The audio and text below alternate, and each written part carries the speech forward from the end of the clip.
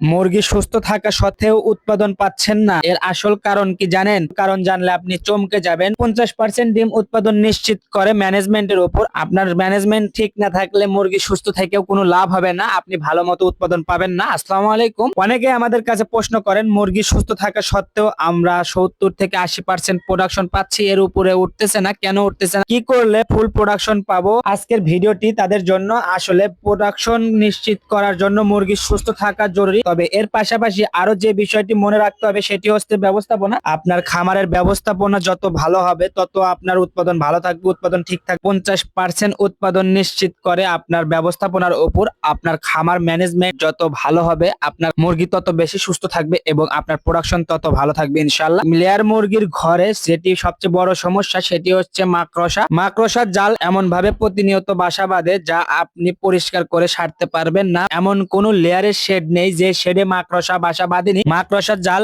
এটি একটি কমন বিষয়, এখানে ঘাবড়ে যাওয়ার কিছু নেই, তবে আপনাকে পরিষ্কার করতে হবে প্রতিনিয়ত। অন্তত পক্ষে মাসে একবার আপনার শেডটি ভালোভাবে পরিষ্কার করুন, জালগুলোকে ভালোভাবে পরিষ্কার করে নিন। আজকে আমরা কিন্তু সেই কাজটি করার জন্য এসেছি খামারে। এসে আমরা প্রথমে স্প্রে করে নিচ্ছি। মাকড়সার জাল পরিষ্কার করার সময় যে বিষয়টি আপনাকে মনে রাখতে হবে সেটি হচ্ছে, আপনি যখন জালগুলো পরিষ্কার করতে যাবেন তখন তার সাথে যে ডাস্ট গুলো আছে সেই ডাস্ট গুলো যখন আপনার মেঝেতে বা মুরগির খাঁচার ভিতরে পড়বে, সেই মুরগিগুলো কিন্তু সেগুলো ঠুকরিয়ে খেয়ে ফেলতে পারে বা মুরগির নাকের ভিতরে যেতে পারে। মুরগির নাকের ভিতরে একবার যদি ডাস্ট চলে যায় তাহলে কিন্তু মুরগির ঠান্ডা জনিত সমস্যা হবে। তাই ঘর পরিষ্কার করার আগে, মাকড়সার জাল ডাস্ট পরিষ্কার করার আগে অবশ্যই আপনারা সেগুলো স্প্রে করে পানির সাহায্যে ভিজিয়ে নেবেন। মাকড়সার জালগুলো যদি আপনি হালকাভাবে ভিজিয়ে নেন তাহলে কিন্তু সেগুলো আর উড়ে উঠতে পারবে না বা পড়ে যাওয়ার কোনো সম্ভাবনা নেই। আপনি নিশ্চিন্তে ঘর পরিষ্কার করতে পারবেন, আপনার মুরগির কোনো প্রকার ক্ষতি হবে না। আপনি একদম সেফলি ভাবে কিন্তু কাজগুলো সম্পন্ন করতে পারবেন, কোনো প্রকার দুশ্চিন্তা করতে হবে না। আমরা প্রথমে এসে স্প্রে করে নিয়েছি। স্প্রে করে নেওয়ার পরে আমরা গাছের ডালের সাহায্যে সেগুলোকে পরিষ্কার করে নিচ্ছি। এতে কিন্তু আমাদের কাজটা অনেকটা সহজ হয়ে গেছে। আমরা যদি হাত দিয়ে কিংবা অন্য কোনো কিছু দিয়ে করার চেষ্টা করতাম তাহলে আমাদের অনেকটা সময়ের প্রয়োজন হতো বা ঘরটি ভালোভাবে পরিষ্কার হতো না। খোকসার ডাল ব্যবহার করার জন্য কিন্তু আমাদের কাজটা অনেকটাই সহজ হয়ে গেছে। আপনারা চাইলে এভাবে ব্যবহার করতে পারেন, এভাবে ঘর পরিষ্কার করতে পারেন। তবে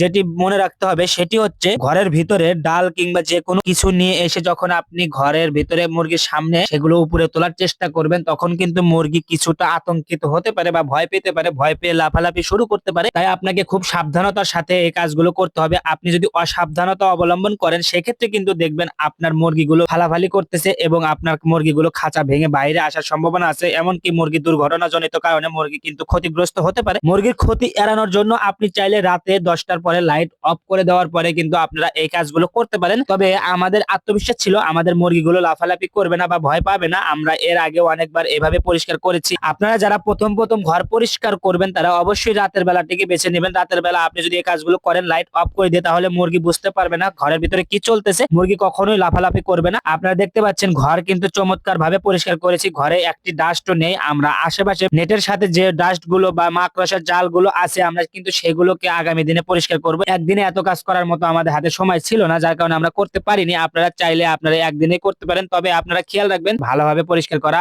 আর মাসে অন্তত পক্ষে একবার মুরগির ঘর ভালোভাবে পরিষ্কার করা উচিত, জীবাণুনাশক স্প্রে করা উচিত। এতে আপনার মুরগিগুলো সুস্থ থাকবে এবং আপনার ডিম উৎপাদন স্থিতিশীল থাকবে, অনেকটা উন্নতি হবে, আপনি ফুল প্রোডাকশনে আনতে পারবেন ইনশাআল্লাহ। আপনি যদি উৎপাদন ভালো রাখতে চান তাহলে আপনার ম্যানেজমেন্ট ঠিক করতে হবে। খামারে ম্যানেজমেন্ট ঠিক না থাকলে আপনার উৎপাদন কখনোই ঠিক হবে না। যাই হোক, আমাদের জন্য দোয়া করবেন, আমাদের খামারের জন্য দোয়া করবেন। সকলে ভালো থাকবেন, সুস্থ থাকবেন। আল্লাহ হাফেজ।